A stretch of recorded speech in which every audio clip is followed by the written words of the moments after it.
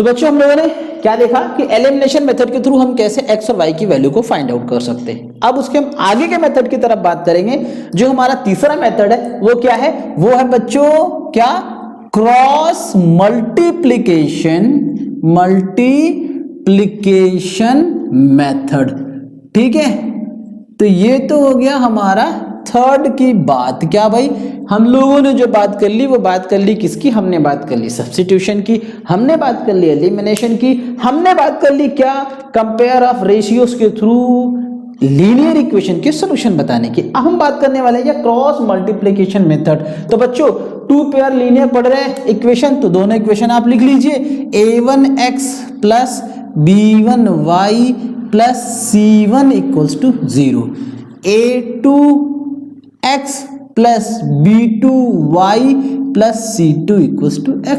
कह रहा हमें करना है क्या? हमें बताना है क्रॉस मल्टीप्लिकेशन फॉर्मूला बनाते हैं। तो क्रॉस मल्टीप्लिकेशन फॉर्मूले की जब बात करते हैं बच्चों, तो जब हमको x की वैल्यू फाइंड आउट करनी पड़ती है, किसकी वैल्यू फाइंड आउट करनी पड़ती है? हमें x की वैल्यू जब फाइंड आउट करनी पड़ती है तो क्या करते हैं? तो x की वैल्यू के लिए हम x के कोफिशिएंट को छोड़ के हम बाकी दोनों के कोफिशिएंट यूज करेंगे। मतलब क्या? b1 b2 c1 c2, तो इसका इधर मल्टीप्लाई करेंगे और इसका इधर, मतलब b1 into c2 minus b2 into c1 equals to, अब y, तो y का डिनोमिनेटर कैसे आएगा? तो भाई y का कोफिशिएंट छोड़ देंगे तो क्या क्या बचेगा बच्चों? c1 अपॉन c2 और a1 अपॉन a2। अब कहीं गलती से ये मत कर दीजिएगा क्या? a1 upon a2 c1 upon c2। हमें पता है आप क्या कहोगे, सर a पहले आता है अल्फाबेट में, तो जैसे हम हमेशा करते आए a को पहले कर ले ना। बच्चा ऐसे नहीं करना है, y के बाद आपका कांस्टेंट टर्म आता है और उसके बाद a1 आता है। तो हम आगे बढ़ रहे हैं, आगे से घूम के ऐसे आएंगे, ऐसे नहीं कि इधर से जाके जंप करेंगे, जंप नहीं कर सकते। ठीक है, तो c1 c2 and a1 a2, वही डाउन अप, तो क्या हो जाएगा? c1 a2 को मल्टीप्लाई कर देंगे, माइनस कर देंगे किसमें से? माइनस कर देंगे c2 a1 से इक्वल्स टू, अब क्या? कांस्टेंट टर्म की बात करेंगे तो in term of a constant term क्या हो जाएगा बच्चों? मार्कर कहाँ रख दिया, किसी को पता है बच्चों? चलो ये जेब में, चलो मिल गया, थैंक यू बताने के लिए। 1 अपॉन कांस्टेंट टर्म, तो भाई क्या? इसका कोफिशिएंट छोड़ देंगे। अब क्या आएगा? तो घूम के इधर, ये नहीं कि इधर पीछे की तरफ आ जाइए, आगे से आके इधर से घूम के आना है। मतलब a1 upon a2 b1 upon b2, ये हो गया डाउन, ये हो गया अप। तो क्या हो जाएगा? a1 b2 minus a2 b1। तो अगर हम देखें बच्चों, हमें जो फॉर्मूला मिलता है वहां पर ये तीनों ही टर्म एक दूसरे के क्या है? इक्वल है। तो सर यहां पर हम x और y की वैल्यू कैसे निकालेंगे? तो बेटा अगर हमें x और y की वैल्यू निकालनी है, हम क्या करेंगे? x upon b1 c2 minus b2 c1 equals to 1 upon a1 b2 minus a2 b1, ये है। ठीक है, अब क्योंकि ये तीनों ही टर्म एक दूसरे के क्या है? इक्वल है, हम इन दोनों को भी इक्वल लिख सकते हैं। लेकिन मेरा बच्चा यहाँ पर x और y, भाई हमें वैल्यू किसकी फाइंड करनी है? वेरिएबल्स की फाइंड आउट करनी है। और वो दोनों वेरिएबल है कौन? x और y। अगर इन दोनों को हम एक साथ कर लेंगे तो इन टर्म क्या होगा? हम किसी की वैल्यू फाइंड आउट नहीं कर पाएंगे। ठीक है, तो इसके लिए क्या हो जाएगा? x upon equals to this, ये क्या है? इधर है किसमें? डिवाइड में, इधर आए किसमें हो जाएगा? मल्टीप्लाई में। मतलब हमें x इक्वल्स टू मिल गया b1 c2 minus b2 c1 upon a1 b2 minus a2 b1। ये क्या बन गया? ये फॉर्मूला बन गया हमारे x की वैल्यू को फाइंड आउट करने का। ठीक है बच्चों, अब y के लिए अगर हम बात करें तो इन टर्म ऑफ y, तो y upon c1 a2 minus c2 a1 equals to क्या हो जाएगा? 1 upon a1 b2 minus a2 b1, right. ये इधर किसमें है? डिवाइड में, इधर जाए किसमें? मल्टीप्लाई में। तो y equals to c1 a2 minus c2 a1 upon a1 b2 minus a2 b1, ये किसका बन गया? In term of uh y find out करने के लिए। तो क्या, अब मान लीजिए अगर आपको ये फॉर्मूला नहीं याद है डायरेक्टली, तो आप क्या करेंगे?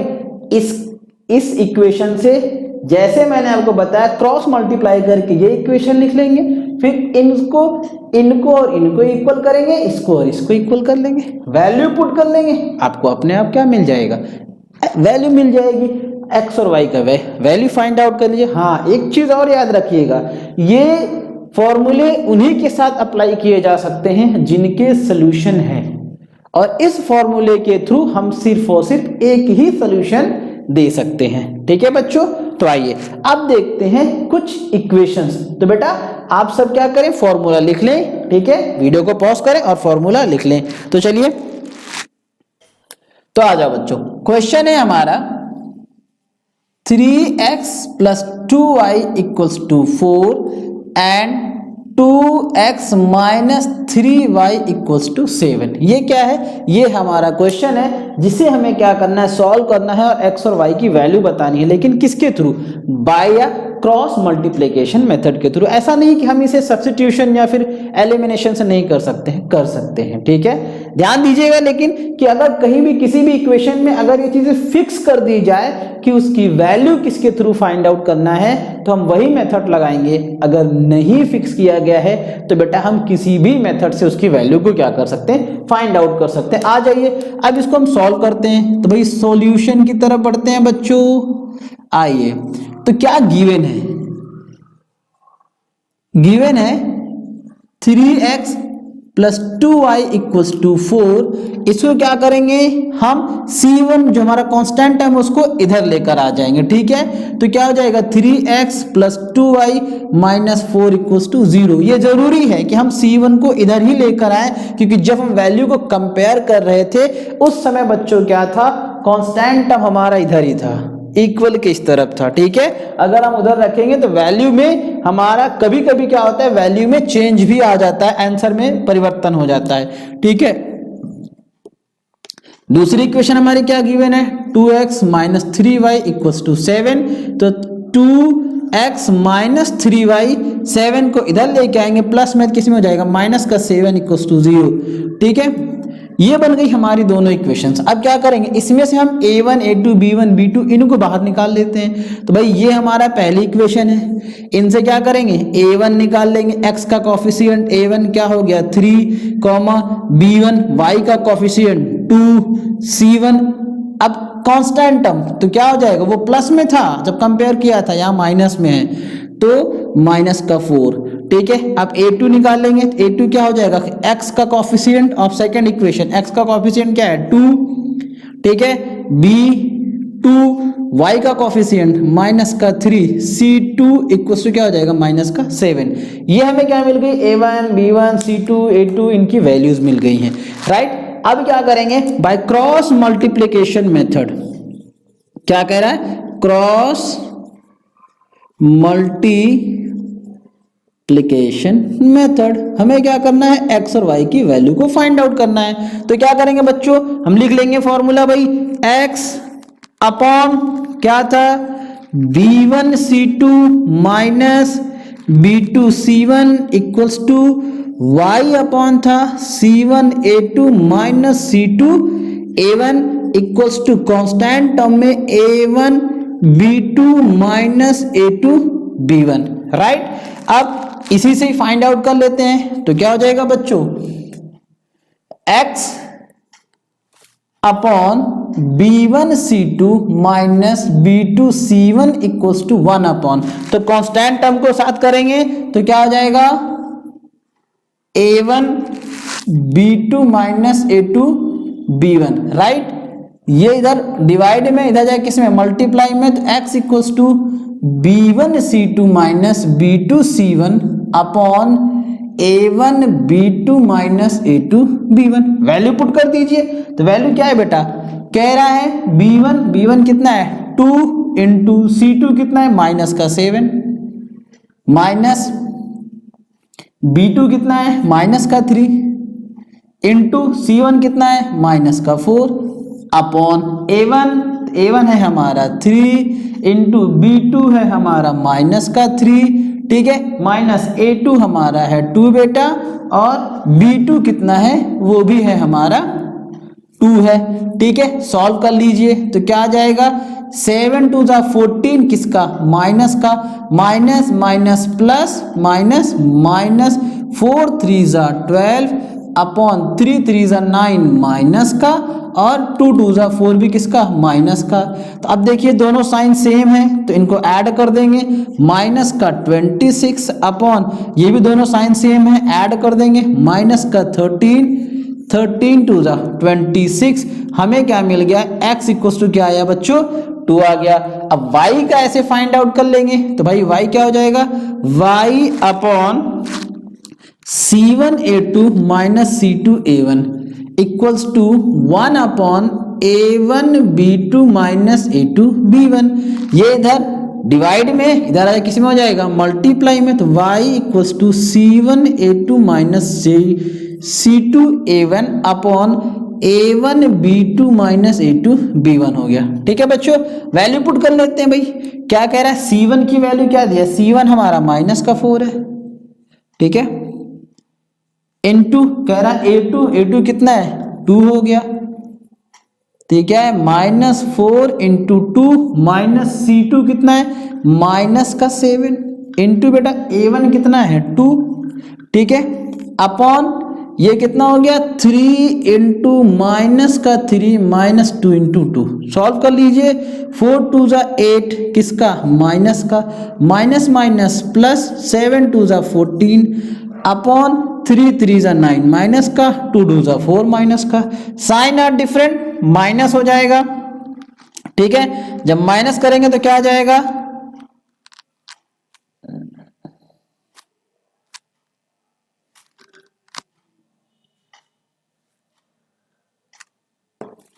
ये बेटा a1 हमारा 3 है, ठीक है, 2 नहीं है, तो क्या हो जाएगा 7 3 जा 21, ठीक है, माइनस कर देंगे तो माइनस करेंगे कितना मिल जाएगा, ये हमें मिल जाएगा 13 अपॉन माइनस का 13 डिवाइड कर देंगे क्या आ जाएगा माइनस का 1।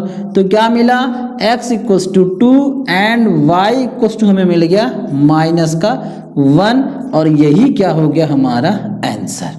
ठीक है बच्चों, तो अब जब भी अगर हमें इस तरीके के इक्वेशंस दिए जाए, क्वेश्चन दिए जाए और कहा जाए कि हमें इन्हें सॉल्व करना है, x और y की वैल्यू बतानी है, ठीक है, और अगर यहाँ पर क्रॉस मल्टीप्लिकेशन कह रहा है कि by cross multiplication method, then हम इस प्रोसेस को यूज करेंगे, ठीक है। अगर सब्स्टिट्यूशन दिया जाए तो सब्स्टिट्यूशन मेथड को, एलिमिनेशन दिया जाए तो एलिमिनेशन मेथड को। बट होता है क्या है कि कई बार क्वेश्चन सिर्फ और सिर्फ इक्वेशन देता है और ये नहीं कहता है कि हमें कौन सा मेथड अप्लाई करना है। तो ऐसे कंडीशन में हमें जो मेथड इजी लगे हम उस मेथड को क्या कर सकते हैं, अप्लाई कर सकते हैं।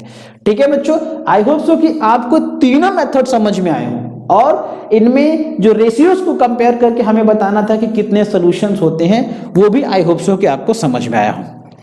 ठीक है ना, तो आज के इस वीडियो में यहीं तक। आगे के वीडियो में हम देखेंगे कि बाय ग्राफ के थ्रू कैसे हम लीनियर पेयर इक्वेशंस के जो नंबर ऑफ सॉल्यूशंस हैं, जिसमें हमने रेशियो के थ्रू देखा था, ग्राफ के थ्रू देखेंगे कि कैसे ग्राफ से हम ये बता सकते हैं कि किसी भी दिए गए इक्वेशंस के कितने सॉल्यूशंस हैं, नो सॉल्यूशंस हैं, मैनी सॉल्यूशंस हैं या फिर यूनिक सॉल्यूशन है। और हम वीडियो के आगे सीरीज में ये भी देखेंगे कैसे इनके सम्स प्रॉब्लम को सॉल्व करेंगे जो कि ज्यादा से ज्यादा आते हैं। बच्चों ध्यान रखिएगा, ये जो क्रॉस मल्टीप्लिकेशन मेथड है ये हमारा पूछता है, जब भी इस तरीके के इक्वेशन देगा तो वहां पे मेंशन कर देगा कि क्रॉस मल्टीप्लिकेशन मेथड, और 4 नंबर का क्वेश्चन होता है। ठीक है ना, आई होप सो कि आपको ये समझ में आया हो। अगर नहीं समझ में आया तो प्लीज आप कमेंट सेक्शन में जरूर जाएं और बताएं कि आपको कौन सा ऐसा पॉइंट है, किस लाइन पे वो पॉइंट है जहां पर आपको समझ में नहीं आया है। तो आज के लिए इतना ही। जय हिंद, जय भारत। अपने माता पिता का ख्याल रखिए, अपने देश का ख्याल रखिए। जय हिंद, जय भारत। और हाँ, अगर आपको चीजें समझ में आई हो तो प्लीज वीडियो को ज्यादा से ज्यादा अपने दोस्तों के साथ शेयर करें, लाइक करें और हाँ कमेंट करें। और अगर नए हैं तो चैनल को सब्सक्राइब करना ना भूलें। जय हिंद, जय भारत।